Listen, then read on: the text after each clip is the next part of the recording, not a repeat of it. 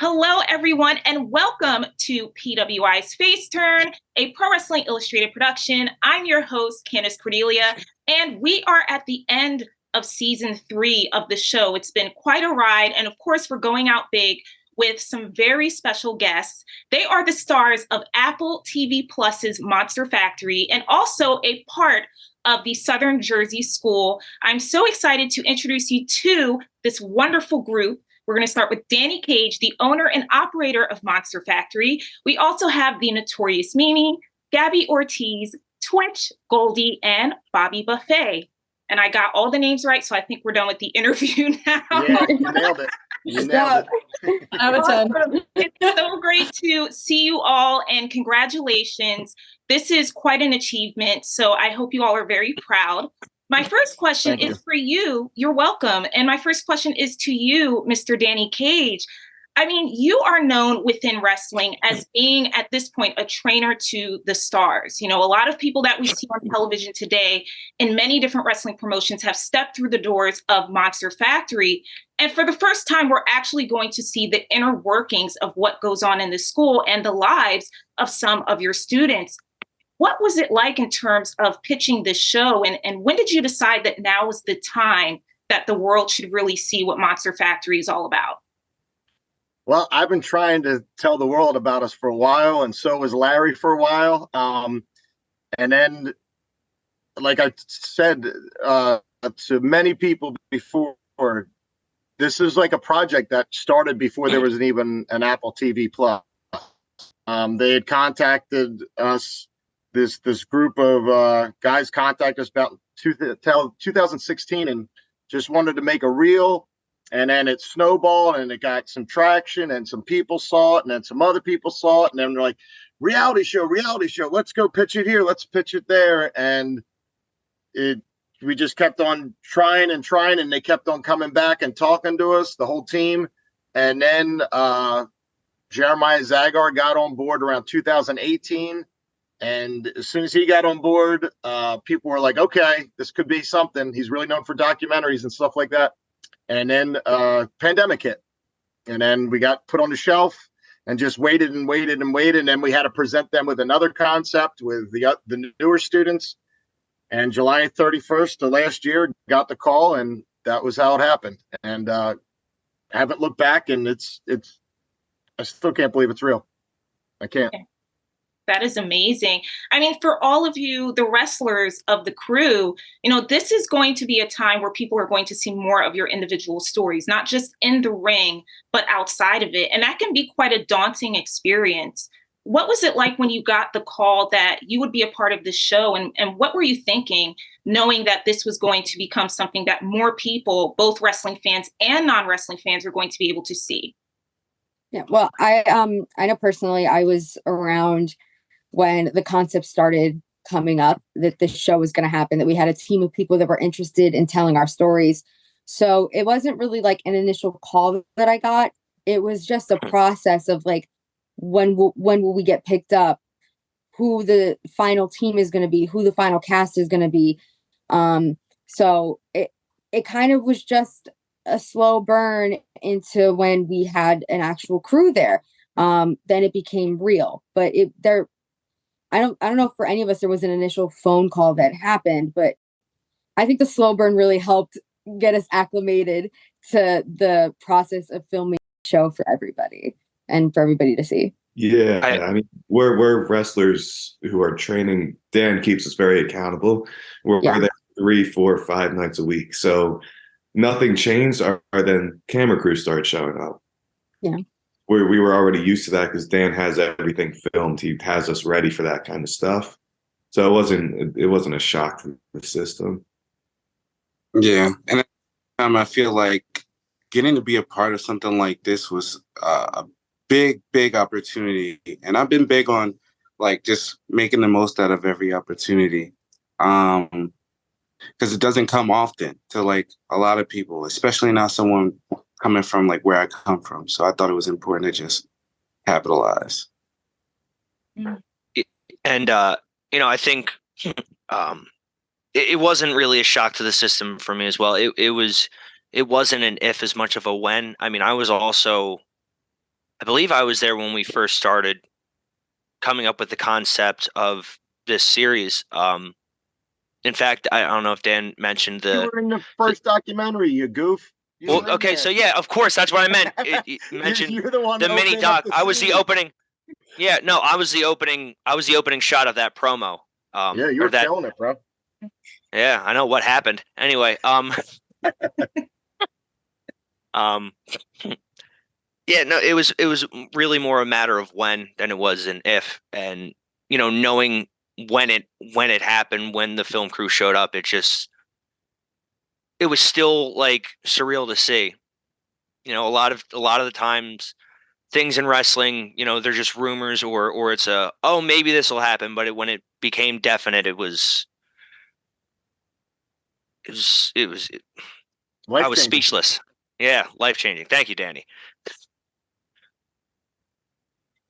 I love the rapport that you all have with Danny, and it's something that's special. And I have no doubts that we're going to see this relationship that you have with Danny Cage, both within the ring and outside of it.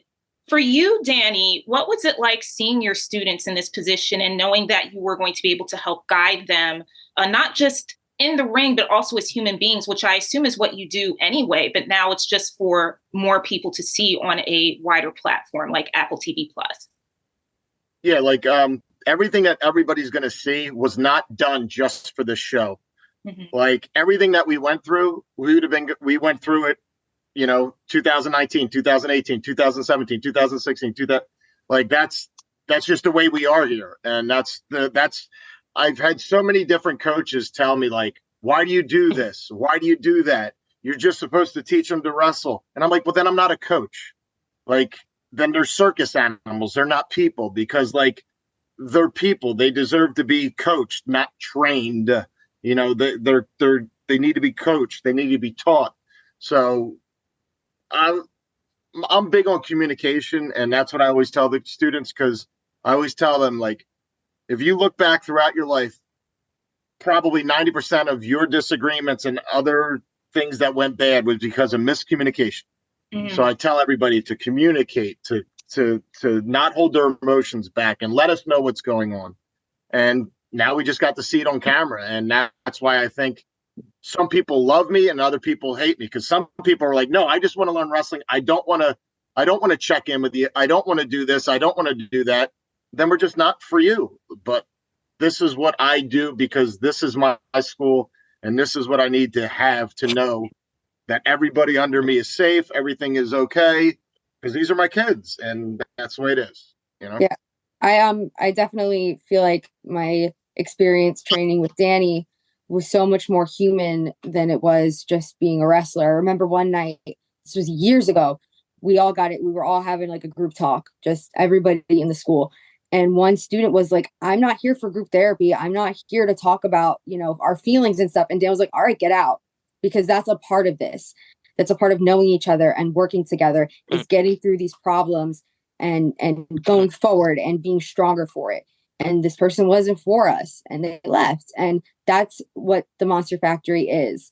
It's personable, and it's human, and it is sometimes like a group therapy. It really is. And I'm super grateful for that. Yeah, just to touch on and real quick. I've had so many coaches, because I've played sports at almost every level. And at the higher end level you get, like, less personal these coaches are. They really, see you as more like an asset or a value. It doesn't matter. But, one thing I really appreciate about Dan, I mean, I say this all the time, but he sees more in me than I see in myself sometimes. And he helped me bring that out a lot. I wouldn't be nearly close where that don't happen. I'd say that's I've had my my struggles when it comes to showing up when, like, in wrestling just in general, or like not giving it my all. And Danny has always kept me on my toes, and he's always been there for me, and he never gave up on me. And there were times where he kind of should have just washed his hands of me. And that's something that I appreciate. And it's this thing, a lot of places in wrestling and out of wrestling, they always like to say, "Oh, we're a family," and we're a family, and it's kind of just, it's not, it's just hollow when they say it. But when I'm at the Monster Factory, I 100% believe it, because we do all look out for each other, and we'll butt heads. But at the end of the day, like I would go to war for each and every one of these people in this interview at the factory. Like, Yep, this is my family. That's you really guys are gonna make me cry. Damn it! I know. I'm a sucker for Mad at crying it. now. I love the energy, and I'm feeling the vibe. And like I said, it's what you have is special. My next question, as we're on this plan, I'm going to actually throw it to Goldy, Bobby, and Twitch. What was filming this like for all three of you in terms of learning more about the art of pro wrestling, and what it's like in terms of really honing in your mental and your physical strength as you're on this journey? I guess I would say that the whole journey during filming was a very humbling experience, to say the least. I During this whole period, I mean, I was the heavyweight champ, so I was considered the top guy, and it felt like almost a lot of pressure to make sure I was as disciplined as possible. But just because you don't get to that point alone without like a sense of discipline, I just feel like it was more the development of my character, not as Bobby Buffet, but me as a person, throughout the whole filming thing. Like, I became a better person. I've matured. I've made mistakes, but I've learned from them, and I've really tapped into the family aspect while we taped. So I think overall, like it just worked out how it was supposed to. Yeah, and it's like we already touched on this, that things didn't really change when the filming started. It was just cameras were there now. It was the same the past 5 years I've been wrestling. This is just a year of my story.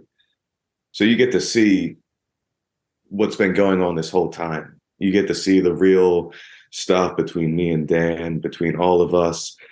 And what's crazy is there's so much that you don't even see. There's so many times that I can remember during filming that they didn't film us, me and Dan literally crying together, laughing together. So it's not, you asked about honing wrestling. This time period wasn't really about wrestling. Dan taught us how to wrestle already. He taught us the basics. This was about furthering ourselves as people, furthering ourselves as just overall, and continuing, this journey of being better people. I guess the craft that I had to hone in on during this whole time was my promos. I was always better. I always taken the promos better than I had with the wrestling. But there was a point, throughout this filming where I was kind of just coasting on the same thing that I would always say. And, Dan saw that I could do better, and he called me on it. And even, I kind of got out of my comfort zone. Like, I'm a musician as well, and I always try to keep those two things separate. And Danny, he convinced me to kind of start blending the two. My phone just fell. I'm sorry. It's okay. God damn it. To kind of blend the two.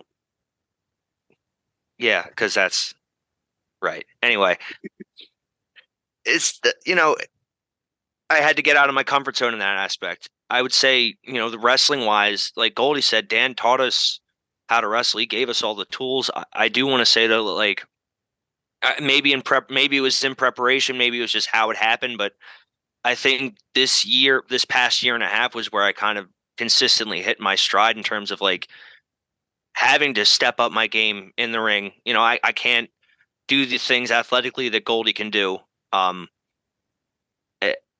And, same thing. I don't have the strength that Bobby does, but I always loved storytelling. So that was what I tried to hone in on the entire time, and telling a good story. You nailed it. Yes. And very last question as we have to wrap up. This is going to the ladies, Gabby and Mimi. You know, you both have experienced fame in your each individual respective ways. So what was it like to be able to tell your unique individual stories for this series? I think it was a really perfect like timing moment for me, where it was a time that's very interesting to watch back because it was unsure. It was a lot of times I was experiencing like the first time doing something at a particularly high level. Getting to share my tryout with the world was really exciting, but also really nerve-wracking. So I think just it was perfect how it lined up. Like everything fell into place at the right time for that. Yeah, and for me, I was in a transitional period of my career where I wasn't sure if getting signed was an option for me, or sticking out on the indies was what was going on for me, or doing behind the scenes, just kind of figuring out where I was going. So filming this at the time was very much nothing to lose, everything to gain kind of opportunity. So I was totally game for showing everything that I was going through, and I know that everyone here was game for that too, and that's why the show is so good, because we were all so vulnerable. Mm-hmm. And we're going to have to leave on that note. Vulnerable, happy, warm. This was such a great conversation. I hope to do it again with each and every one of you. And thank you so much. Congratulations. Everyone watching March 17th, you don't want to miss Monster Factory on Apple TV Plus. If you do not have your subscription, I'm pretty sure you can get a free trial. Click on that link. And also, please support each and every one of these amazing individuals and Monster Factory. Go to one of their shows in New Jersey. You know where to find them on social media and on the internet. Thank you for watching another episode of FaceTurn with Candace Cordelia. And until then, stay tuned. We have more amazing things in store.